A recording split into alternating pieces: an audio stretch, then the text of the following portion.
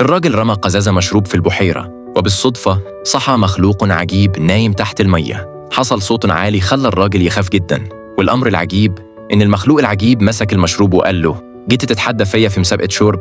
الراجل خاف وما قدرش يقول حاجة. المخلوق العجيب قال لو الراجل قدر يشرب أكتر منه هيحقق له أمنية، ولو خسر هيفضل عالق في المية للأبد. بعدين طلع كاسين وصب المشروب وأدى واحد للراجل. المخلوق العجيب شرب كاسه كله، لكن المشروب خرج من جسمه على طول، وضحك وقال إنه مش حاسس بأي طعم. الراجل شرب الكاس بخوف، وبدأت المسابقة رسمياً. الوقت عدى والراجل بدأ يدوخ ويترنح، والمخلوق العجيب فضل يصب مشروباته. قريباً الراجل ضعف جداً.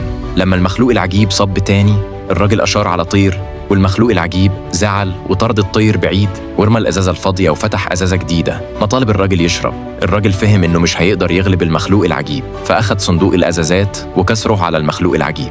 المخلوق العجيب حاول يخليه يشرب، لكنه اخد بسرعه الازازه ورماها في البحر، واخيرا المخلوق العجيب وقع، والراجل رجع صاحي وعاهد نفسه انه مش هيشرب تاني ابدا.